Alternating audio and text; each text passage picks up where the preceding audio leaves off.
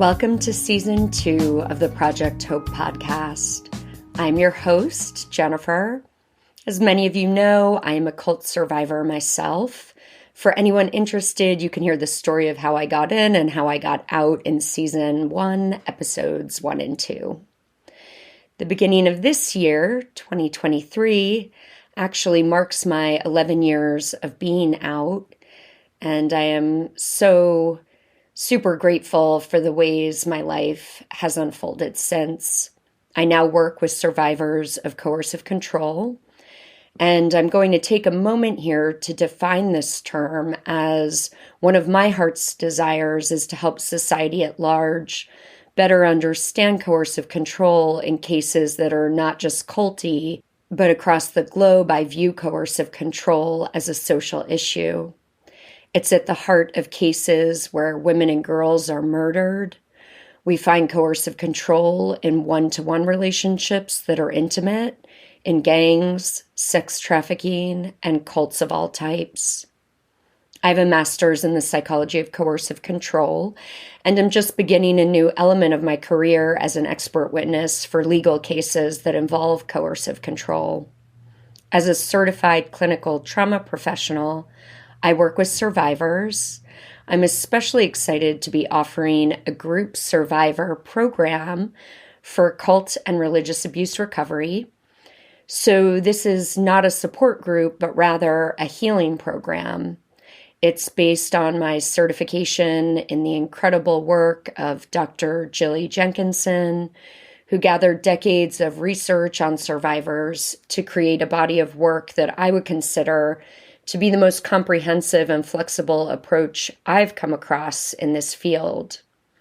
We will meet every other week for 6 months, and registration will open in February of 2023 for those interested. Lastly, I am also a research associate at Salford University and explore topics related to coercive control. So let's jump back into a basic understanding of coercive control before I introduce the next episode. Coercive control is a strategic pattern of behavior designed to exploit, control, create dependency, and dominate.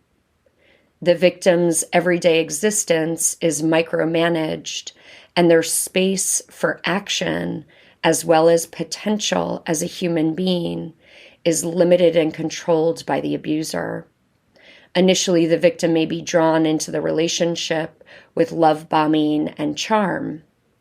Then gaslighting, isolation, economic control, and financial abuse can take place alongside rules and regulations that are gradually introduced over time and change at the whim of the abuser. The victim knows there are consequences if rules are broken, and they apply to the victim rather than the perpetrator, creating a double standard.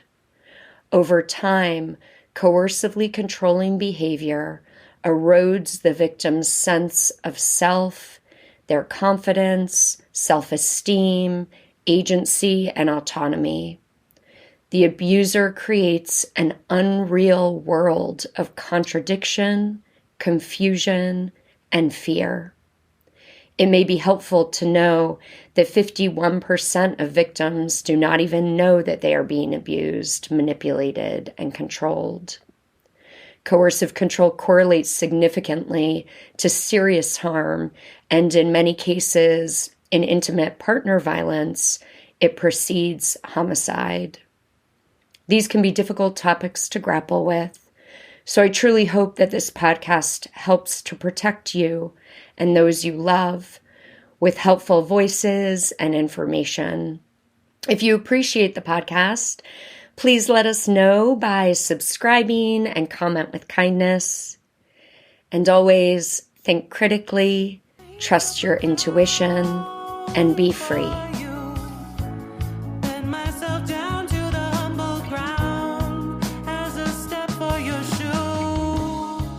Today's episode, I believe, will be of great interest to many of you. We have with us Ashlen Hilliard. She's a cult intervention specialist, helping families with loved ones in cultic or high control groups or relationships through her organization called People Leave Cults. She completed her master's in the psychology of coercive control in early 2022 and conducted research on the relationship between reproductive coercion, psychologically abusive environments, and the extent of group identity in a sample of those who have left cultic groups. And for those of you who might be interested in that topic, we have included in the show notes a link that will provide access to a presentation that Ashlen has done on her research. I've personally attended that, and it's excellent. So for those of you interested in that topic, I highly recommend checking it out. Ashlen has previous experience working for multiple nonprofit settings in the field of cult recovery, and most recently this has included working as the director of events for the International Cultic Studies Association, ICSA. During that time, she facilitated workshops, webinars, and conferences for those in touch with multiple aspects of the cult phenomenon, including therapists, former members, legal professionals, media representatives, academics, and others. And prior to her work with ICSA, she worked as a case manager in Salt Lake City, Utah, for the nonprofit Holding Out Help, where she was involved on the front lines of helping individuals leaving diverse polygamist communities out west. She currently enjoys living in Portland, Oregon, where she is a volunteer co-organizer of the Spiritual Abuse Forum for Education, or the acronym is SAFE. And those are meetups for people who have left or are considering leaving high-demand religious groups in the local community. And for all information about Ashlen, her website, social media links, and any of the items we refer to or mention in the podcast is available in the show notes. So please check those out. And in this episode, I'm sure you will be very intrigued by her story, her personal history, her career history, and of course, the insight she provides about the history of exit counseling and the current landscape of that field right now. So please enjoy, and as always, thank you for listening. So welcome, Ashlen Hilliard, to the Project Hope podcast. It's an absolute pleasure to have you with us today. Thanks for having me. I'm so excited to be here. Thank you for inviting me onto your podcast. I hope that this is helpful for you to use in your audience today.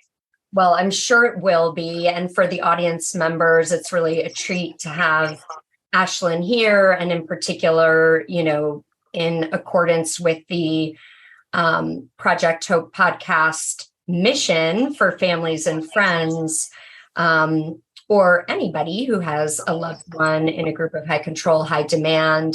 It's really a special treat to have Ashlen here, in particular because of her work with families and this incredible role that you play. And really, there are not a ton of people who do the work that Ashlen does. So it's really exciting to have you here. Thank you. Awesome. Thank you. Yay.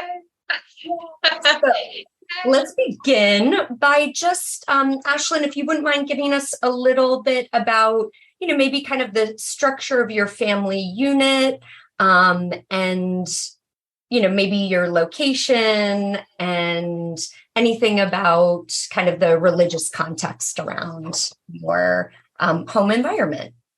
Sure. So I spent most of my life being raised in Utah, and I'm not actually Mormon. People assume that I'm Mormon when I say that I'm from Utah. We were a transplant. I grew up in a military family. My dad was a master sergeant in the Air Force, and so from a young age, we moved every 4 years or so. I was born in Florida, actually. We moved to the UK for some time. Then And I got a British accent in the UK because I started school there as a really young kid. And then we moved to Texas, and you better believe I dropped that accent really quick. I was just going to ask you, this is funny because you and I did not know this about you, and you and I have a little bit of a bond here because in 7th and 8th grade, my family moved to Australia. I tried desperately to lose my American accent because everybody would mimic me, I didn't really want that attention. But then when I came back to the States, I tried so hard to lose the Australian accent. And occasionally people tell me I have like a little Southern drawl or something that I think is a remainder of that. Also, when I get fired up, some of the British sort of slang will come out on certain words. It's kind of an odd combo, but so we moved to Texas and we lived there for about 4 years. And then from 4th grade on, we lived in Utah, and that's where we spent the remainder of my dad's station until he decided to retire from the military and embark into civilian life once more. So grew up in Utah, grew up 20 minutes north of Salt Lake City in a town called Kaysville. It was like the Kaysville Fruit Heights area. These towns have some really like strong Mormon roots. They're some of the most Mormon, like condensed, populated. You have Salt Lake City, which is more of a diverse, area. And then you have these little smaller pockets, towns that are very Mormon concentrated. And that was a situation in which I grew up in. For my parents, they really enjoyed raising us out there, especially in the public school system, because, Mormon kids, for the most part, have really great morals. Their families are great. They're really family focused. It's not like they do drugs. I mean, I'm sure that some Mormons do drugs, of course, but especially in the public school system, it was a relatively safe environment to raise kids. I mean, and it's true. We had a great public school experience. A lot of people hate their high school years. It was some of the most formative years of my life out in Utah. I had a really rich, great high school experience where I just was able to learn a lot from my peers and teachers. And it was a challenge being a non-Mormon in a very high concentrated Mormon area. It was definitely a challenge, but it taught me a lot about myself and my faith. So I was raised in the Church of Christ. It's a very conservative church. If you think about the Church of Christ, maybe the first thing that pops up in your mind is the International Churches of Christ. Another name for that is the Boston Movement, Kip McKean. And I actually did not come from that. There's many different sects of the Church of Christ, some more high demand than others. So you have like the mainstream Churches of Christ, and I came off of a sort of branch of the mainstream that was known as the non-institutional Churches of Christ. And if you're able to follow this, congrats, because this is kind of a non-institutional Churches of Christ, which is it was actually Kip McKean with the International Movement. It was his background originally before starting the ICOC. So that's why us and the ICOC have so much in common. The church that I was, brought up in, Kip was as well. And so he took some of those ideas. And obviously the ICOC movement is very different than what I grew up in. But of course, there are those similarities. So I grew up to my advantage. I attended many different Churches of Christ because of my family's being moved. And what's interesting, it's not that I grew up in one church all my life, that is to say. I just didn't experience one Church of Christ. I was able to experience many different Churches of Christ throughout the country, even in the UK when I was very young. I hardly remember that because I was too young. But, it gave me a lot of variety and perspective about these different churches. And what's interesting is they're considered non-denominational. They're not a denomination. So what that means is, within like Baptist churches or Catholic churches or even certain Jehovah's Witness, there is a central headquarters hierarchy that sort of deals with like the finances, the doctrinal things, like the Mormon church does. There's a hierarchy. There's, you have a quorum and things like that. My church was always non-denominational. So what that means is the funds, given on Sundays by those who attend would stay within the local church. The local church would then make its own decisions autonomously.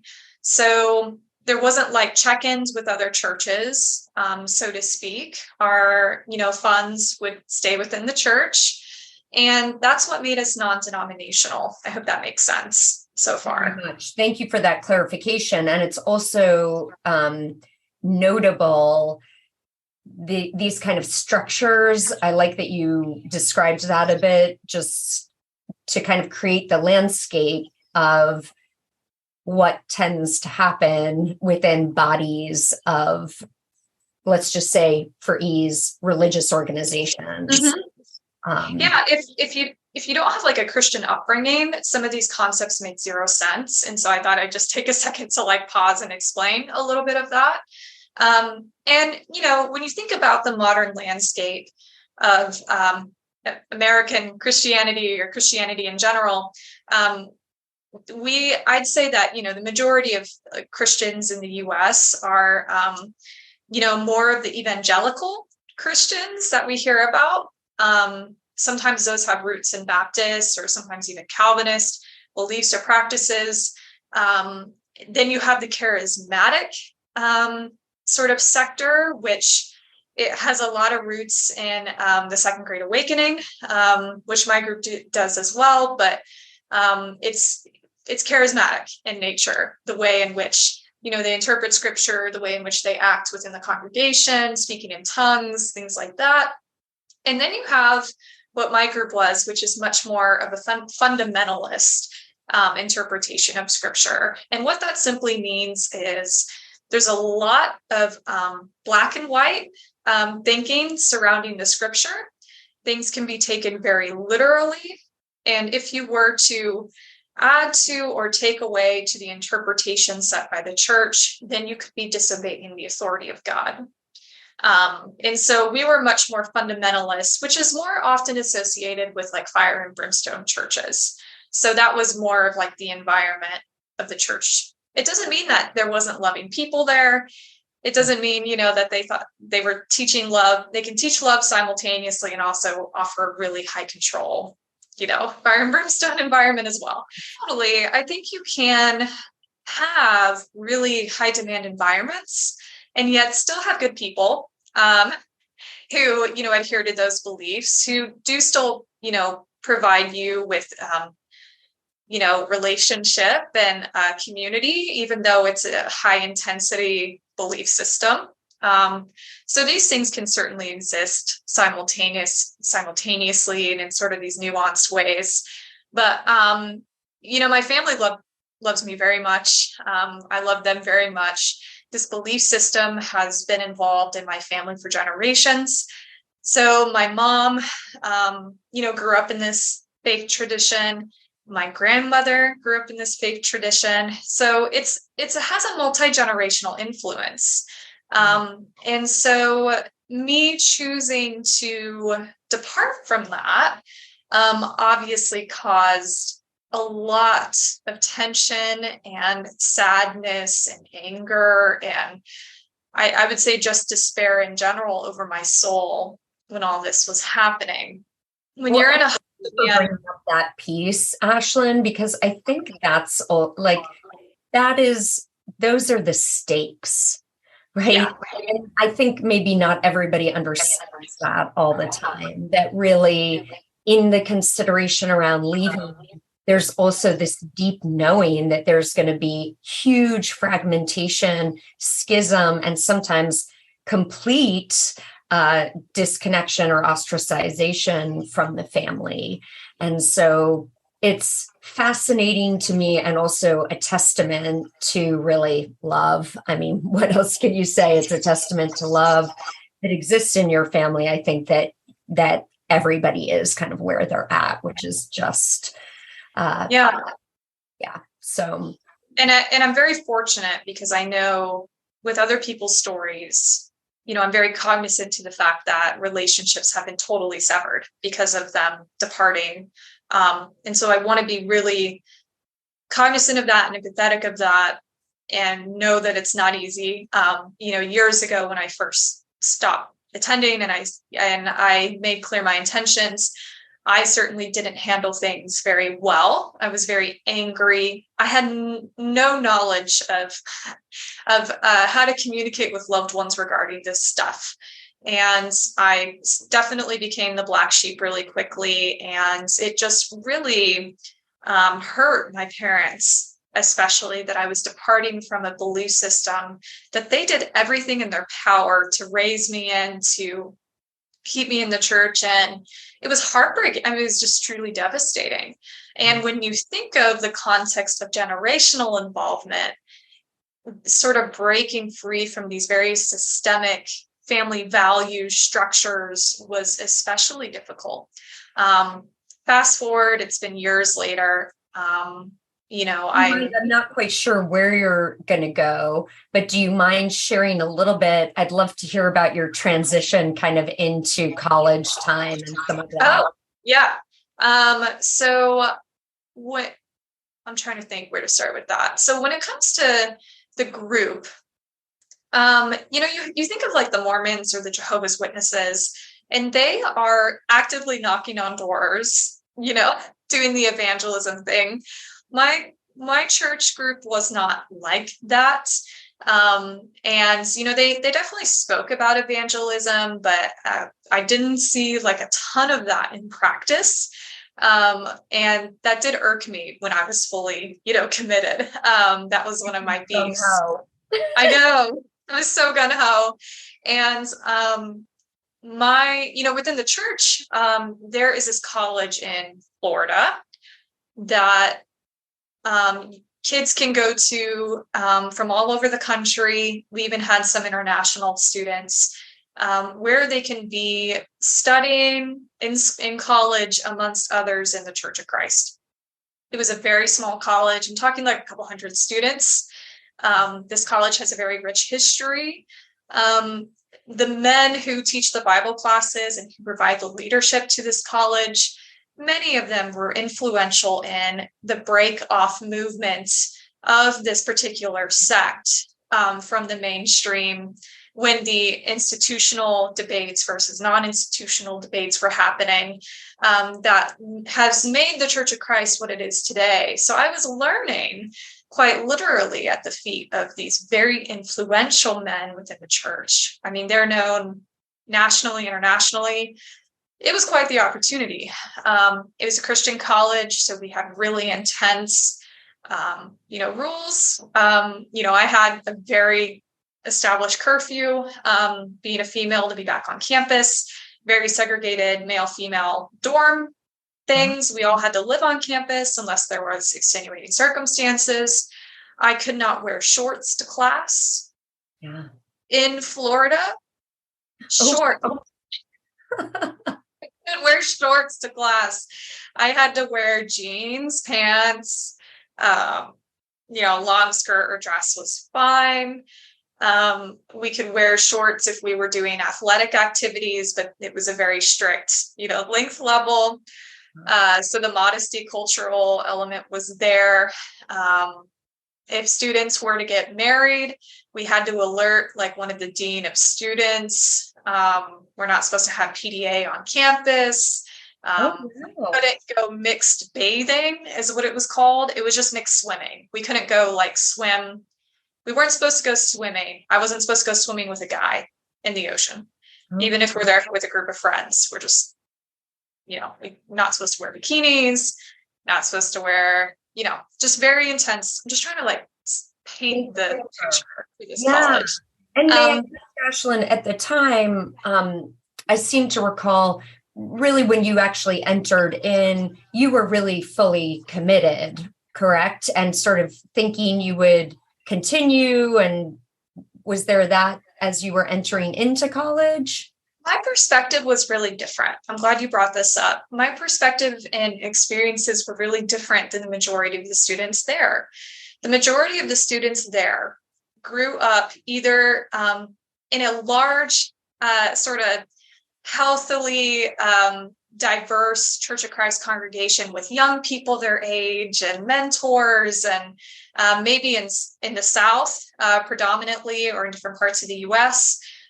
They all went to Church of Christ camps growing up from a very young age. I'm talking summer camps run by different representatives, and people from the college would come and recruit at these camps, which was very unfortunate. And it's a whole, there's a lot of reasons why that can be really tricky, ethically speaking. These kids go to these camps and they get on a spiritual high. And then people from the college come and talk to them about, like, you could be in community with other Christians like you are at this camp if you come to this school. And so camp was really what drew the majority of these students to the college. They loved the camp experience. So many of them wanted to stay in that sort of community. So by going to the college, that was the thing for them.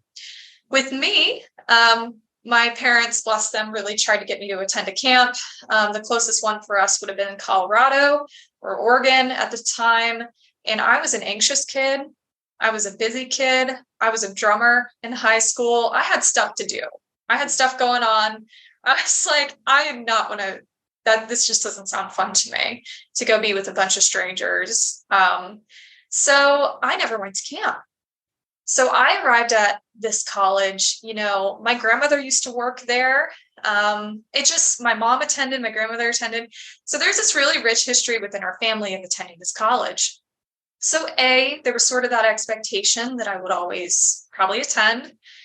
B, I think my parents were afraid that if I stayed in Utah, that I would marry a Mormon. I was dating one at the time, and that was very concerning to them to even think about. I don't think I ever would have because of our faith differences, but the prospect of me going, most likely finding a spouse, a ring by spring situation, as they called it, was very probably reassuring to them. And then C, I grew up in Utah. I didn't have young people my age in the church that I grew up with. A lot of the times, my parents were my own Bible school teachers, my Sunday school teachers. There would typically only be a few of us in a classroom. Sometimes it was just me for Sunday school. I didn't grow up in that, very predominant Christian church environment setting.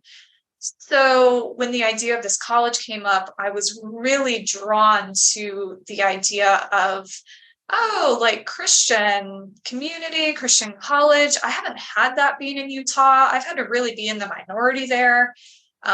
It just sounded great to be with a bunch of young people who were Christians. And the way in which I thought of it was just broadly like Christians, Christian college, Christian. But it was what I realized really quickly, this is like a Church of Christ college, which was, really specific. The way in which the Bible was taught was really specific. So that's what led me there. So I definitely came into Florida College.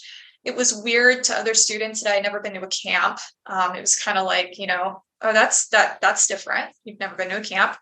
And I didn't know a single person there. A lot of them knew each other from going to camp, but I didn't know anyone. So it was difficult. It was a difficult transition for sure.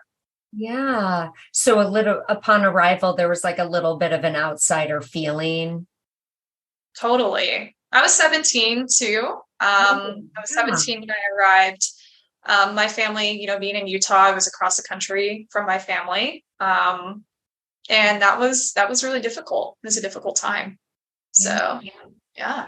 Did that kind of shift as you met people and started to engage in classes? Yeah, I think once I found my sort of tribe, some of my dearest friends to this day went to that college with me. Many of them have since left the church as well. Go figure. We probably were drawn to each other for certain ways, for certain, beliefs that we had. But, many of them were at my wedding. We still keep in touch. And So totally. I ended up getting a communication degree there. And I minored in biblical studies because we had to take a required amount of Bible courses. And because I was already taking Bible courses, and I did love, believe it or not, looking into and writing exegetical papers, I was really into like studying like the source Q phenomenon and the apocryphal, books. And I was very invested in that at the time. So, but I was more invested in, I'd say, Christianity as a whole and less of the Church of Christ narrative that was coming across in my studies and courses. So So are you actually saying that your mind was starting to expand where you were recognizing that Christianity sort of had these other forms? Totally. Yeah. And I think one of the most formative experiences of that college was I participated in speech and debate. And that's actually how I met my partner, my spouse. And we were doing speech and debate, and he was helping with instruction at the time. And he was just like, he'd watch me debate and he'd just be like, there's so much more, like, there's a fire in you. Like, where is that? And it's true, because I had really sort of at that college, in that sort of environment, I was kind of becoming and training to be that like meek, Christian wife, submissive Christian woman within that atmosphere. It was very male dominated. And gender roles were very defined within the church and within the family structure. And I was like, yeah, you're right. So he really helped me. My partner did find my voice within that atmosphere. And after that was found, my debate partner and I were winning first place on the East Coast in speech and debate competitions. We traveled internationally to Vienna my senior year of college to participate in speech and debate tournaments. Wow. So that really got me critically thinking on a different level than I never had before. And so it was through that experience, more so than just my studies, but it was through that experience that really helped shaped, argumentation, fallacies that get used. It really helped me find my voice in so many ways. And my partner and I, we got married 3 days after I graduated with my bachelor's degree while our friends were still in town. And then we moved back to Utah for a bit to be closer to my family since we had been apart for so long. Yeah. And at that time, your now husband was he also very much kind of committed to the Church of Christ teachings? Definitely not. We were brought together because of frustrations we were having, because of doubts we were having. It was sort of a lot of our friendship, basis and was built around that. And we had a lot of comfort and freedom in just being able to express ourselves around each other. And I'd say that we were both committed. Yeah, I'd say that we were both committed Christians for sure. But as far as Church of Christ Christians, that's what we were sort of loosening the shackles of at that time. Yeah. What a big deal. And amazing to have somebody that you're kind of in an exploration with around that, or a discovery or awakening or whatever you call it, really starting to think new ways for the first time. It's really exciting. Yeah, I'm really grateful we had each other. And that's what took us to Utah. And when I had officially stopped attending the church, we immediately went into other church environments because we felt like we still had to be in a church environment. It's what we've always known. And we church hopped for quite a while. And, during that time, I also started sort of getting my bearings as to what I was passionate about, what I wanted to do. And after experiencing what I experienced leaving the church, which me departing from the church in the minds of some individuals was that I am departing from God entirely. even though at the time I was very much still trying to find my own Christian belief outside of the Church of Christ. But it was the Church of Christ had become the only church in which I could find God and a true faith in, unfortunately, in the minds of these individuals. And so me departing from the Church of Christ was like spiritual death for me. And so because I had such a hard time leaving the church in that way, I decided to help other women. When you say spiritual death, you really mean that from other people's perspective? Yes, not from mine necessarily. Not at all. It was certainly from other people's perspective. Well, that's what I assumed. And I think also that's why I harped a little bit on the point that you made about, the perspective of family really feeling as though if you leave the church, that it's not just bad that you're not in that belief system anymore. It's a true concern within that construct. It's a true concern for, the relative's soul, for their saving, for their happiness and well-being, so it's such a powerful, powerful tie. Absolutely. And I guess like throughout that process, I wanted to help other women specifically who had experienced some form of that. And that's what led me into helping local women in my community who were fleeing polygamous communities out west, was because, I started just volunteering, and they saw immediately how well I was connecting with these women. Our stories were vastly different. I mean, I had never experienced some of what they had experienced in terms of intensity and trauma and things like that. But we were able, within a spiritual sort of context, we were able to kind of joke and laugh about things that there was just sort of this very easy connection that I had with these women and the children there. And they ended up hiring me as a case manager pretty short after, just kind of seeing that connection that we had, which was really cool. It's amazing. And I certainly am not surprised at all to hear that in terms of connection with those women. And this is just incredible work that you end up moving forward with. Do you mind sharing with us a little bit about that work? And just in case people didn't catch that, Ashlen had said that she was working with women who were leaving polygamist communities. Yeah, it was an interesting time because these communities really evolve and shift even over a year period. And so during that time, several years ago, it's been at least 4 years since I worked within these communities directly. Warren Jeffs had already gone to prison.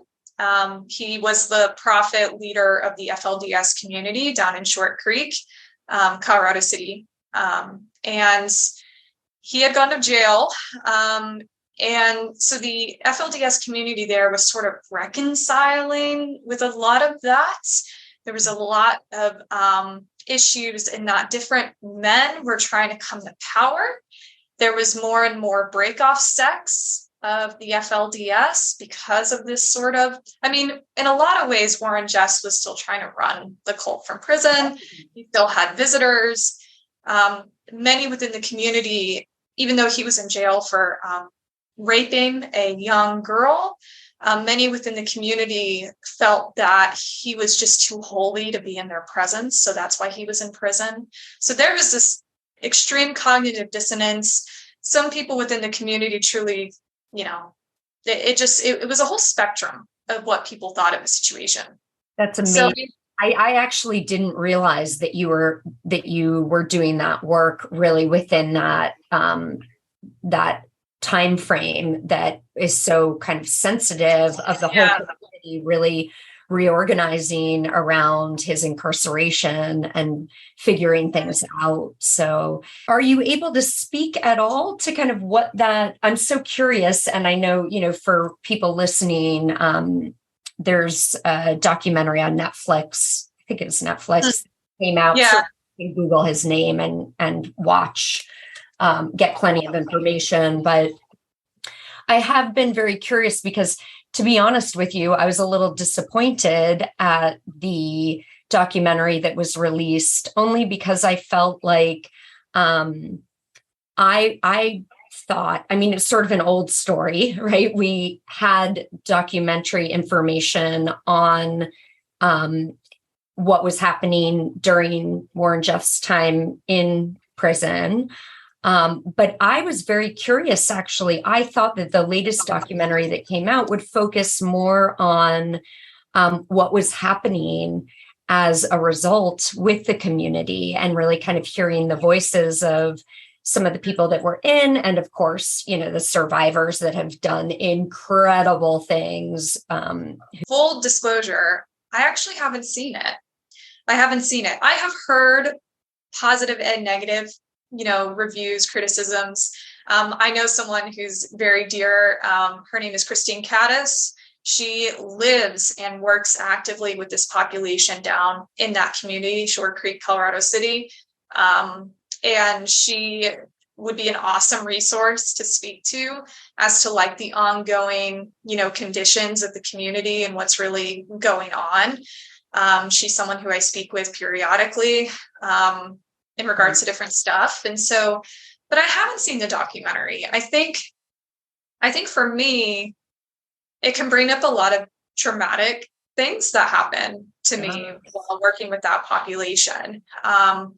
And, working with these women and individuals in a very personal way, I've heard so many of the horror stories. I know the bad stuff that happened. I've heard, I don't want to say I've heard it all because I haven't, but metaphorically, I've heard so many of just the horrible things that have happened in that community to people and the families. But I've also heard a lot about the joyful times as well. And these families did experience a lot of the joyful times. But, my work was really interesting in that I was brought in while these families were sort of in the midst of unraveling sort of what happened. So, for example, Warren Jeffs would oftentimes break apart families and would send them away. He'd send the wife away without being able to communicate with her children. He'll send the husband away. It was for all kinds of different reasons, but sometimes the children would be placed with a caretaker. Oh. And that caretaker could be incredibly abusive. And I'm just speaking. I do believe at the end there as well, he kind of had a whole site where the kids were being shipped off to, and they were all together, all the little ones with, whatever kind of care they were getting, as we know. We would almost refer to it as like a Lord of the Flies situation, where it was like truly every man for himself, and kids from a very young age had to learn how to fend for themselves, even physically. I remember working with young teenage boys who were some of my most favorite clients because they were always getting into trouble. But of course they were always getting into trouble. I mean, look at the environment in which they came out of, and getting to know them and their stories and why they sort of had that edge made so much sense to me. This was also shortly after the time where there was this concept known as the Lost Boys.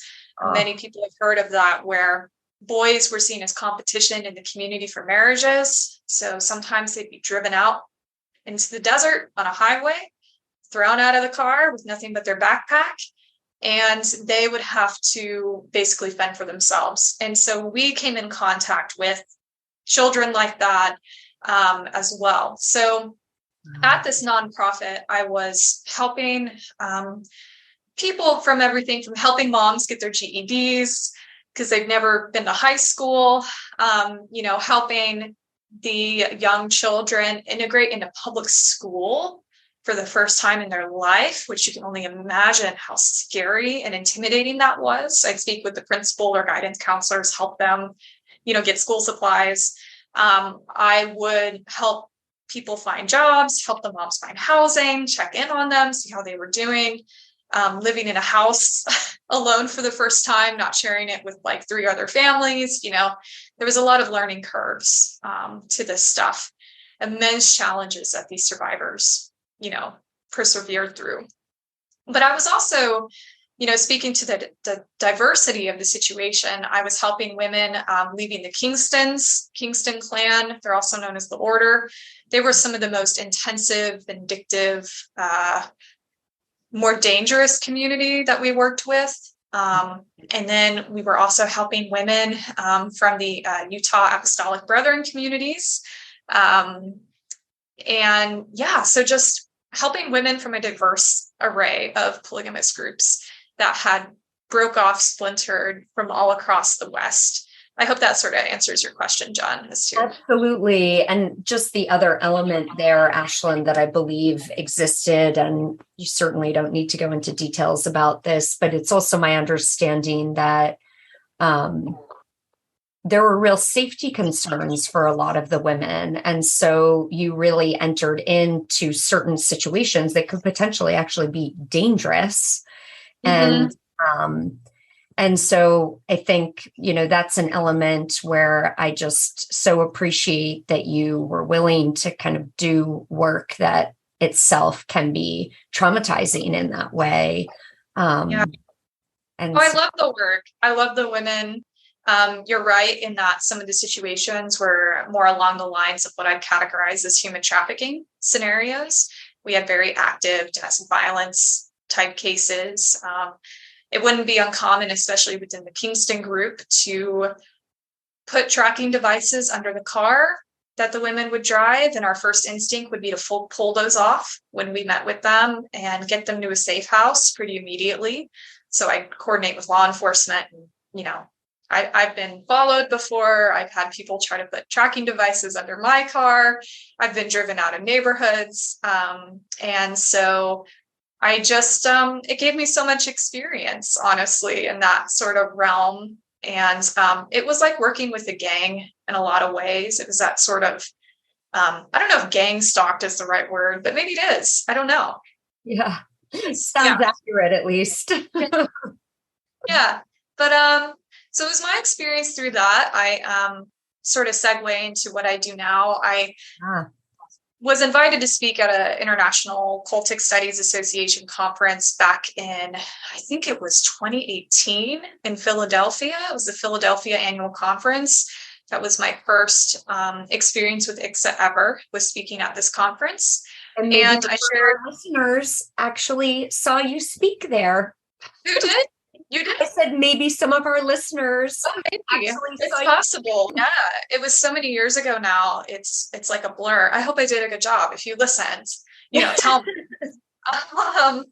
But yeah. Send me notes, good or bad. I'll take it all.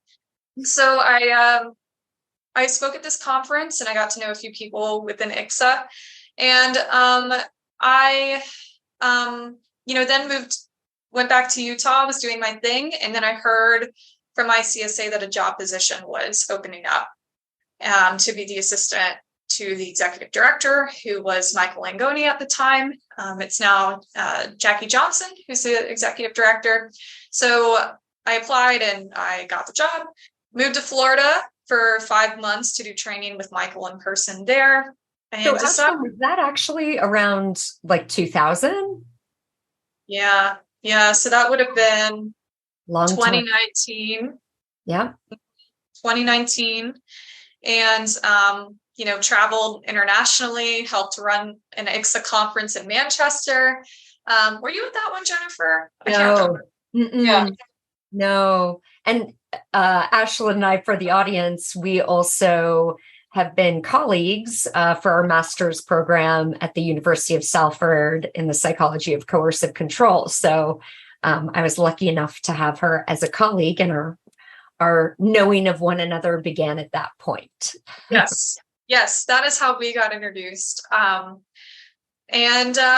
So ran a conference in Manchester, ran one in Santa Fe, New Mexico, one in Tennessee, one in Philadelphia, one in Portland, Oregon. I think I've listed all the ones. several annual conferences online with ICSA. And we decided, my partner and I, not to move back to Utah after I'd gotten that position. We decided to move to Portland, Oregon, which was somewhere really different and fun. And I had, run a conference there with Ken Garrett, who you've actually interviewed on this podcast. And that's how I got to know the Garretts and Portland. And we were just excited for a change. I mean, Utah, there was, my childhood was there. And good, bad, benign, all the memories of childhood. Sometimes returning to like your home city, home state can have, mixed feelings, but also like there was some trauma that happened in my, later adult years with the polygamy communities. And I love those communities. I love those populations, but I was really looking forward to not having to look over my shoulder and to be working with people who've left a variety of groups. It gave me really a lot of experience in a very specific case management way. But being in Portland, I was able to really, work with people from a variety of, different groups. I run a meetup here with Ken Garrett in Portland. It's called SAFE, Spiritual Abuse Forum for Education. And we, run that regularly. And I present often on coercive control and cults. A lot of stuff that I learned from the program that I was in with Jennifer. So I work out here now. I left ICSA after I was there probably about 3.5 years, 3 to 3.5 years, I think. And I now have my own LLC called People Leave Cults. So, Ashlen, it was kind of a journey. I tried to like get there as quick. Amazing. I mean, for all of us, the journey it was a journey. Fascinating, right? It was a journey.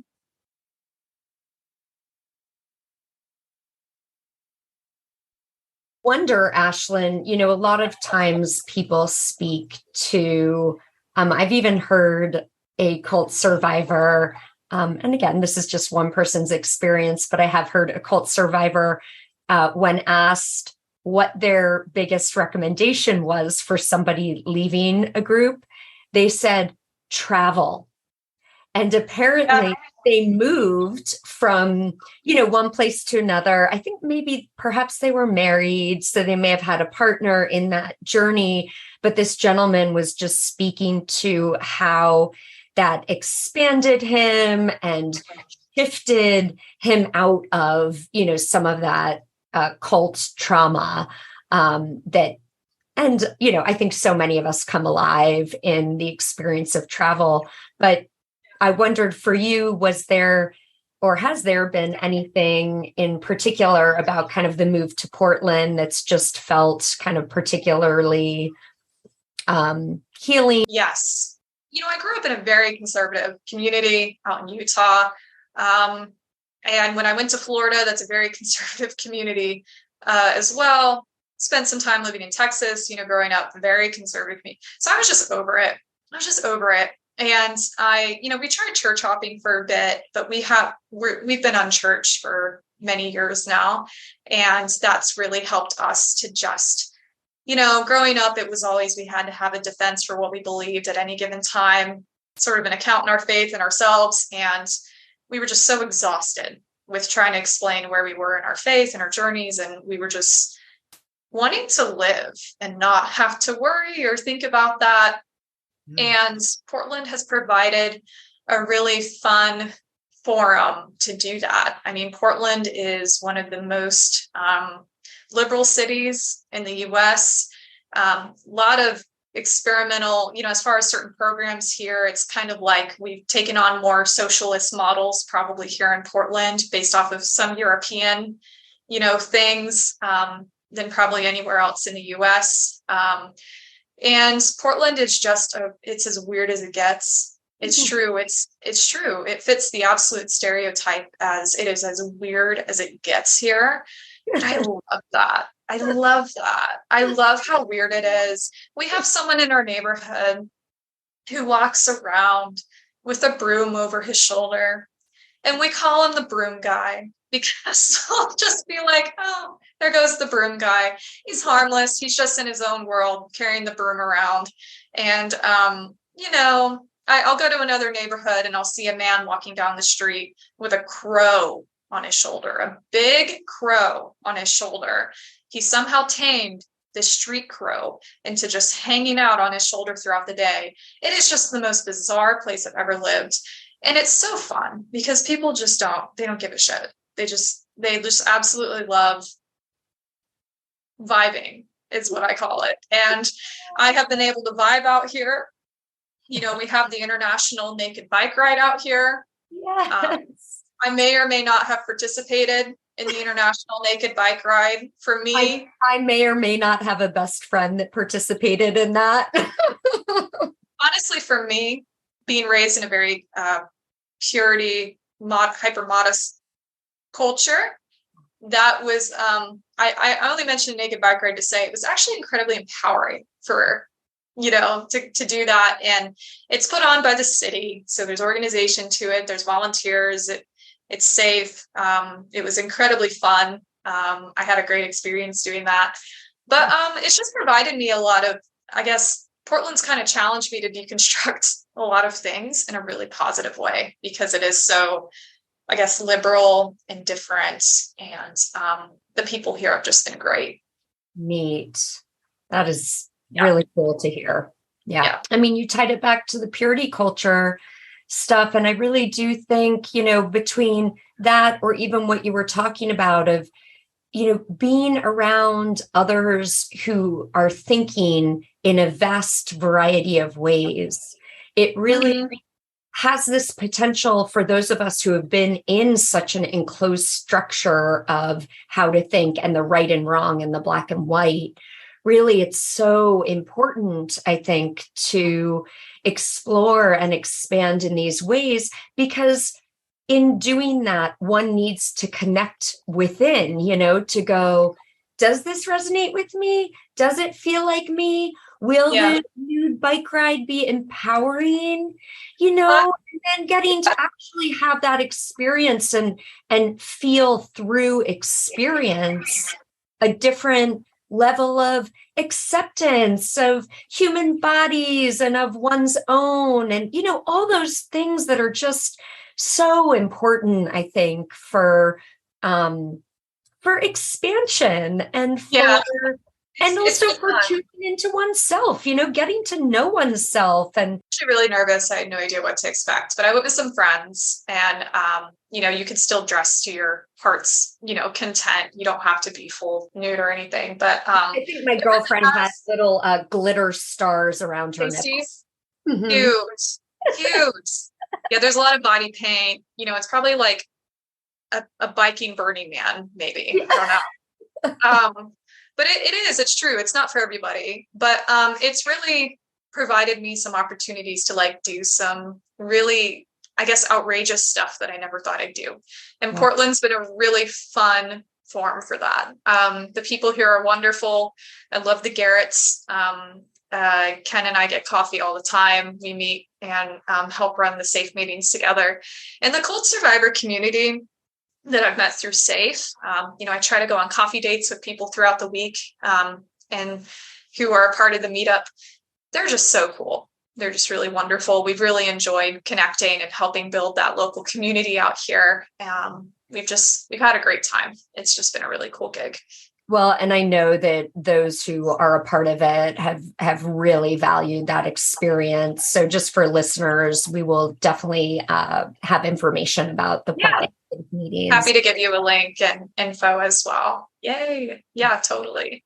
Yeah. And also fascinating to me, for the audience that maybe hasn't listened to Ken's podcast episode here.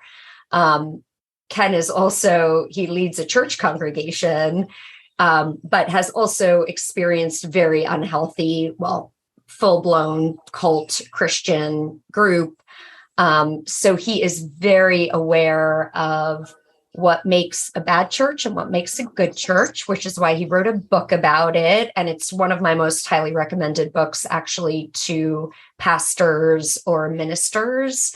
And I just think that the combination of the two of you is just fabulous. Honestly, bless Ken. I don't know how he does it with me.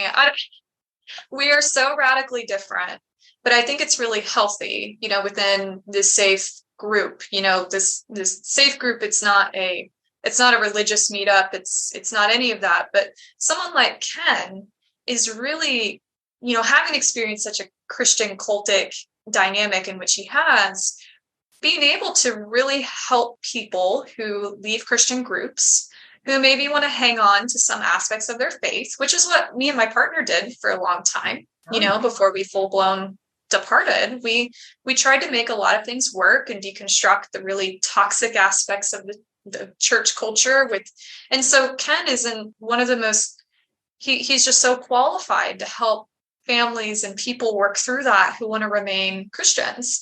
And so I think it's a very needed position within the cult recovery world.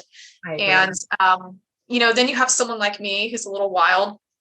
And we absolutely love working together. And I think that diversity is healthy when you're running a meetup, especially. I worry if we're all sort of the same, it being too insular, we're not able to challenge each other. And I've just really enjoyed working with someone who's so different than me, but who's just so loving and sensitive to these issues. Brilliant. I love it. I love it. And of course, I've said to you and Ken that if I am in Portland and I have that opportunity, I'd love to attend one of the. Yes, absolutely. I'd love to ask you a little bit about, because at least on this podcast, we really haven't talked a lot about this category of exit counseling. And it has kind of it has a history to it. So I'm wondering if you might just introduce a little bit about the history and some of the ways that it's changed, which might just lead nicely into what you do. Absolutely. The history surrounding exit counseling, terms such as deprogramming, thought reform consultation, it has a very storied history. I mean, there's some documentaries on this stuff, characters whose name is like Ted Patrick and all that. There's just a very storied history when it comes to these topics. And so I'm going to give a very, very broad picture with a painted brush, but I highly recommend that I'm going to give Jennifer a link to an article that really, it's a long article that goes into very detailed timeline of events in regards to the development of this stuff. So don't just take my word for it with a big paintbrush. I highly encourage, if you're interested in this, reading about the history, because it is so valuable to know. And I think really, we do have an audience here of, those who might have members in a cult or loved ones in a cult. And so, I think it really is important for people to kind of know what they're getting into and feel comfortable with that. And I know you speak to all that. So I think it's good. I mean, the history can be really grim when it comes to deprogramming, but I think we need to know about the bad stuff so that we can see what people are doing now, the ethics surrounding it, how it's different than what was going on in the past and why.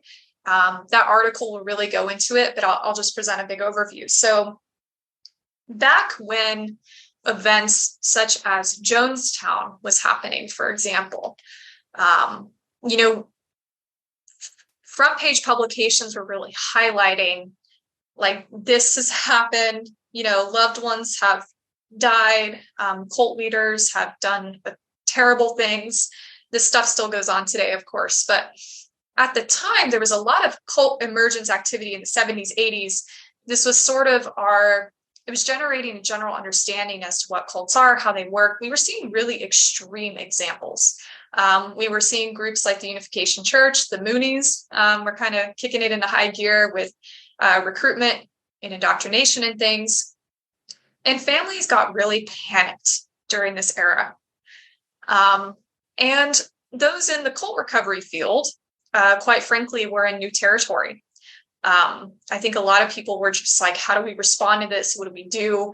So what happened was families who had maybe, we'll just give an example, hypothetical, their child gets recruited into the Unification Church. Their family is very concerned for their well-being. They really think that they had been truly brainwashed. That term was really used back then in the days of deprogramming.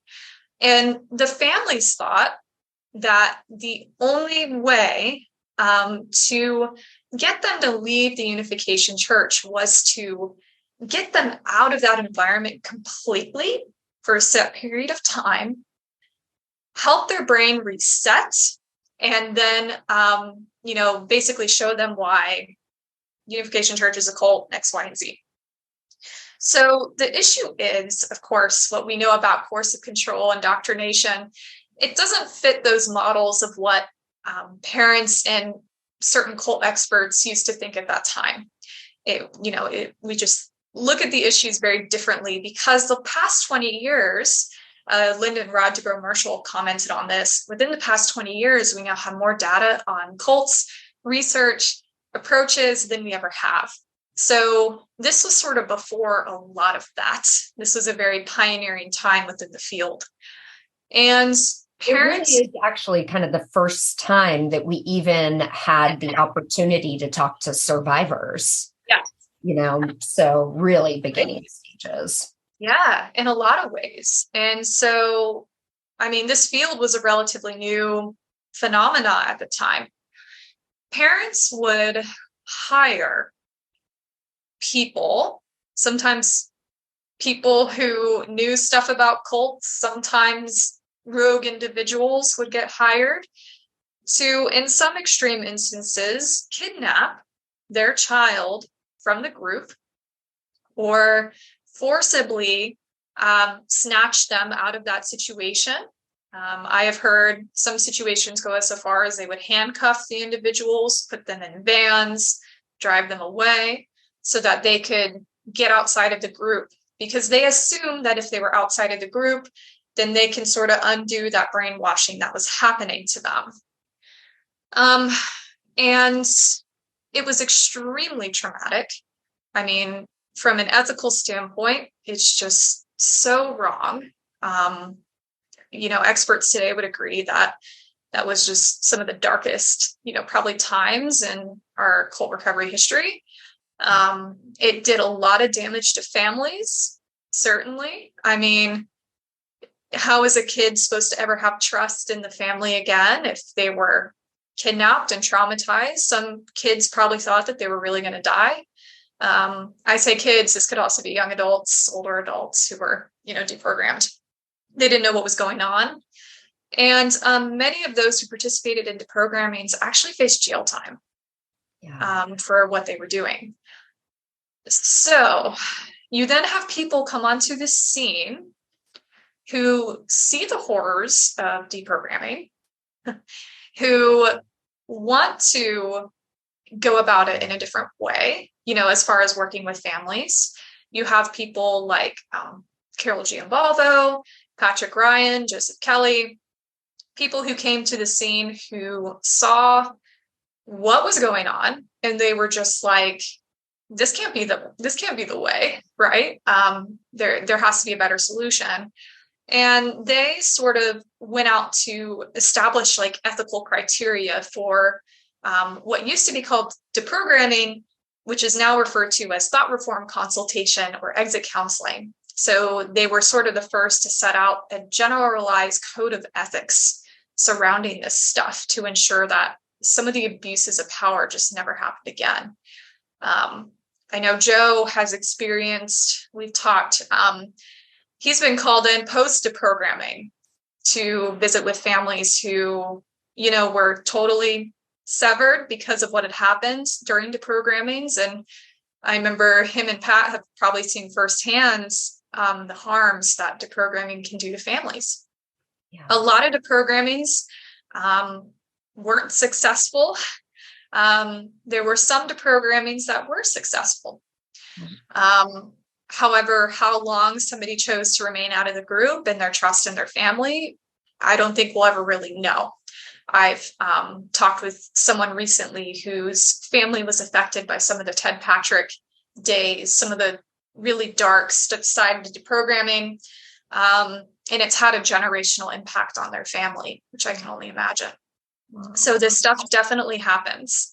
But also what's so sad about that is just from, let's say from the family perspective of having a loved one in a group, what's so sad about it is none of the feelings are still the same today as they were back then, which is an extraordinary, excruciating level of pain that family members go through when they get cut off from their loved one because they're being isolated in a cult. So it's that extreme behavior of handcuffing somebody and ripping them out. What that is symbolic of is how desperate and how deep the pain is for these families. Thank goodness we have since, in some ways it was a grand experiment that did not. It was. Yeah, it was in a lot of ways. And it's so sad that the family's desperation was essentially exploited by people who wanted to make a quick buck and go in and deprogram their child. How are the family members supposed to know any better, if this is what was going on during that time? And it does. It highlights the desperation. There was also this assumption, and since, what we do now is a very different approach, that every person within a group is being harmed in very extreme ways, is maybe being tortured, isolated, is experiencing health crises. Obviously, this can happen, but there was this assumption that, if you were, let's say in a group, that you weren't just doing your thing, making your choices, but that you were actually you were in immediate physical harm. And a lot of cult members at that time got painted with this very broad brush of we are in extreme conditions. And of course we're going to think that because things like Jonestown is happening, Heaven's Gate. We're seeing all these really extreme cults back during that era. So of course that's what the family is going to think when they hear of cults or groups, or of course that fear is going to be there. They don't want their child to end up in the next Jonestown. I mean, how horrific. So what this has kind of evolved into is obviously the field no longer does deprogrammings, at least that I'm aware of. That practice stopped, I believe, in the early 90s. And now it is turned into thought reform consultation. So working with families, bringing in a therapist, working as a specialized team, approaching the issue extremely slowly and methodically. It is not, at least what Pat Ryan, Joe Kelly, and myself do, it's not an drug and alcohol style intervention. There's not an aggressive, confrontation with an individual. A lot of cases, we don't even end up doing an actual intervention because, we do a very thoughtful day-long 8-hour assessment with family members and those who want to be involved and who are concerned. And a lot of the times just teaching them some tools on how to view the situation and how to communicate with their loved one. The situation can oftentimes resolve itself with time. Cults strip away people's autonomy to make their own decisions. And so the best thing that we can do as consultants is to let the individual in a group make their choice. Data shows that most people who join groups do leave. So knowing that most people will leave at some point in time, that's the issue, is we may not know when or what their breaking point may be. But what we try to do is to work with the family to see if they can be a safe space for their loved one when they decide to depart. Yeah. So what we're doing is we're more so working with the family and teaching them about recovery issues, what to expect, about groups, about coercive control. We're working with them on strategies to help their loved one and create a safe glide path for them into recovery. because while families may want their kid out of a cult or their loved one out of a cult, are they truly prepared and ready to take on supporting them throughout their recovery? I think can be different issues. And we at least try to see if the family is a safe space. Sometimes they can't always be. So we look for alternatives, extended family, friends, things like that. But we try to facilitate that guide path into recovery.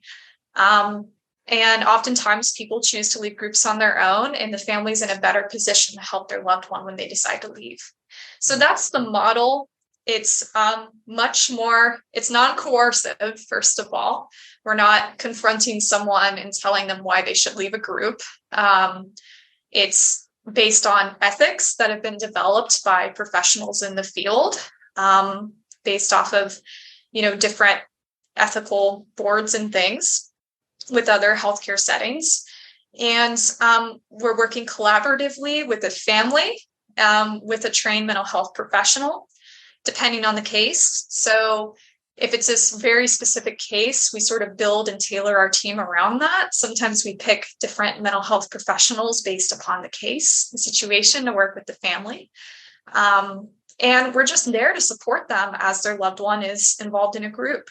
And that model is a very different model in contrast with what deprogramming was. I don't even think that we could call it the same thing, but that's sort of the origins. That's how we got from, A to Z, so to speak.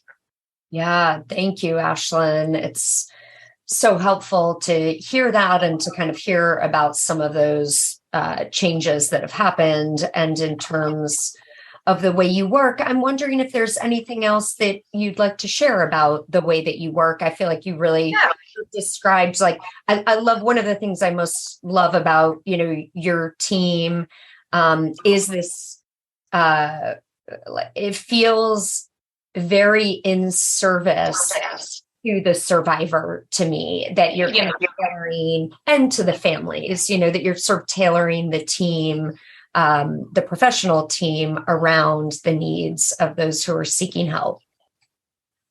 Yeah. I started my LLC, People Leave Cults, earlier this year. And I've been doing interventions with my mentors, Pat Ryan and Joe Kelly. They've been doing interventions for the past 30 years, which is crazy. And their model has changed over time. Years ago, when they would get a call from a family, they'd be on a plane the next day to meet with them, see what could be done. Now we approach things a lot more slowly, methodically. We don't let desperation guide rash decision-making. And it's not a service to the family financially, and it's not a service to us, right? We want to know the full scope of the situation, interview people involved. It's a multi-day process, depending on what stage we're in. It's just a really intensive way to gather information and to make sure that we're all on the same page. And sometimes, what we do turns into, I don't want to say an intervention with the family, but sometimes it does, where their concept of a cult is one thing. And after we meet with them, they feel very reassured, and they know how to communicate with their loved one and what to look out for, some signs and red flags and things. And we're there to just support them during that journey. And it's cool in which sometimes, we're of course called in to help their loved one and see what can be done, but it can often be just so reassuring to the family as well, to know that we're there to help and to sort of destigmatize the issue. And we each have our own different specialties working with families. So that can be really helpful as well. So I just really enjoy sort of the integrative approach to it all. And if our approach isn't right for you, we will tell you. We're not here to exploit families who are worried about their loved ones.